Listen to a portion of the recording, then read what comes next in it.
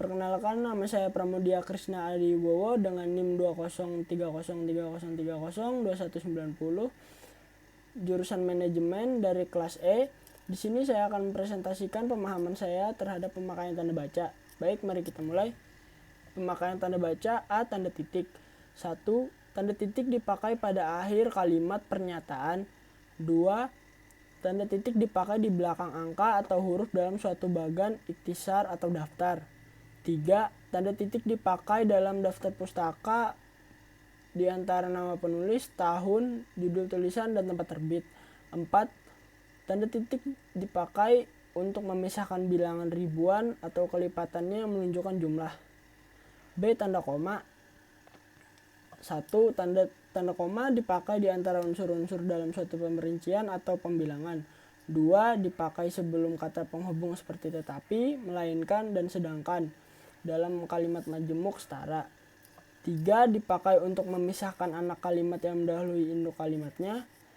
4. Dipakai di belakang kata atau ungkapan penghubung antar kalimat seperti oleh karena itu, jadi, dengan demikian, sehubungan dengan itu, dan meskipun demikian. 5. Dipakai sebelum dan atau sesudah kata seru seperti o, ya, wah, aduh, atau hai, dan kata yang dipakai sebagai sapaan seperti bu, dik, atau nak. 6. Dipakai untuk memisahkan petikan langsung dari bagian lain dalam kalimat. Tanda koma dipakai untuk memisahkan petikan langsung dari bagian lain dalam kalimat. 7. Dipakai di antara A. Nama dan alamat, B. Bagian-bagian alamat, C. Tempat dan tanggal, serta D. Nama tempat dan wilayah atau negeri yang ditulis dengan berurutan.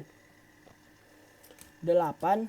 Dipakai untuk memisahkan bagian nama yang dibalik susunannya dalam daftar pustaka. 9. Dipakai di antara bagian-bagian dalam catatan kaki atau catatan akhir. 10. Dipakai di antara nama orang dan singkatan gelar akademis yang mengikutinya untuk membedakannya dari singkatan nama, diri, keluarga, atau marga. 11. Dipakai sebelum angka desimal atau di antara rupiah dan sen yang dinyatakan dengan angka. 12. Dipakai untuk mengapit keterangan tambahan atau keterangan aposisi. 13. Dipakai di belakang keterangan yang terdapat pada awal kalimat untuk menghindari salah baca atau salah pengertian. C. Tanda titik koma. 1. Tanda titik koma dipakai sebagai pengganti kata penghubung untuk memisahkan kalimat setara yang satu dari kalimat setara yang lain di dalam kalimat majemuk. 2. Dipakai pada akhir perincian yang berupa klausa. 3. Dipakai untuk memisahkan bagian-bagian pemerincian dalam kalimat yang sudah menggunakan tanda koma. D. Tanda titik 2. 1. Tanda titik 2 dipakai pada akhir suatu pernyataan lengkap yang diikuti pemerincian atau penjelasan. 2. Tidak dipakai jika perincian atau penjelasan itu merupakan pelengkap yang mengakhiri pernyataan. 3. Dipakai sesudah kata atau ungkapan yang memerlukan pemberian. 4.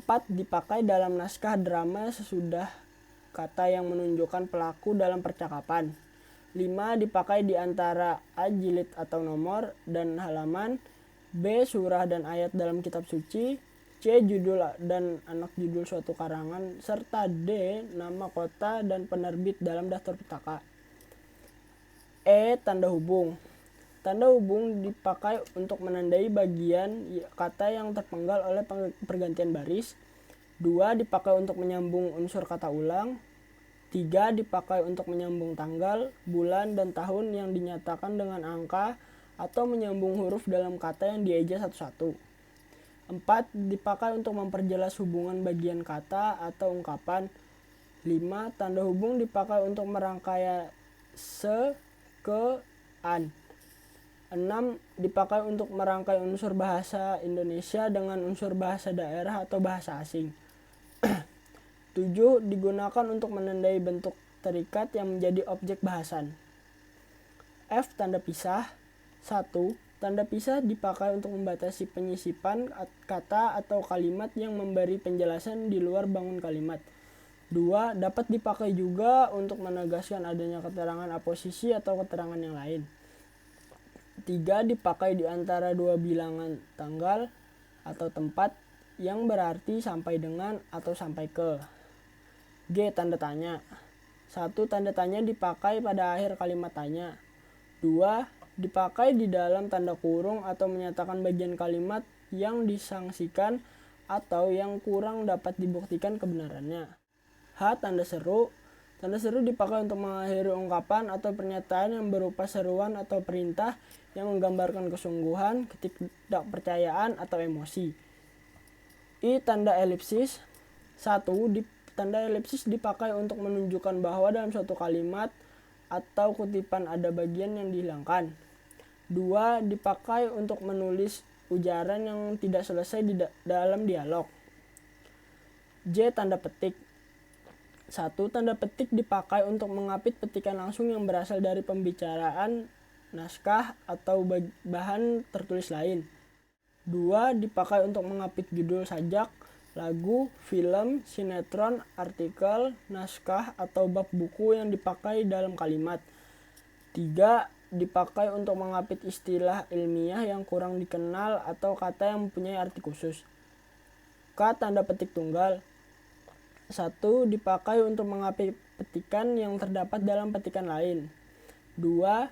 Dipakai untuk mengapit makna, terjemahan, atau penjelasan kata atau ungkapan. L. Tanda kurung. 1. Tanda kurung dipakai untuk mengapit tambahan, keterangan, atau penjelasan. 2. Untuk mengapit keterangan atau penjelasan yang bukan bagian utama kalimat. 3. Untuk mengapit huruf atau kata yang keberadaannya di dalam teks dapat dimunculkan atau dihilangkan. 4. Untuk mengapit huruf atau angka yang digunakan sebagai penanda pemerincian. M. Tanda kurung siku. 1. Untuk mengapit huruf, kata, atau kelompok kata sebagai koreksi atau tambahan atas kesalahan atau kekurangan di dalam naskah asli yang ditulis orang lain. 2. Dipakai untuk mengapit keterangan dalam kalimat penjelas yang terdapat dalam tanda kurung. N. Garis miring. 1. Tanda garis miring dipakai dalam nomor surat, nomor pada alamat, dan penandaan masa 1 tahun yang terbagi dalam 2 tahun takwim. 2. Dipakai sebagai pengganti kata dan, atau, serta setiap.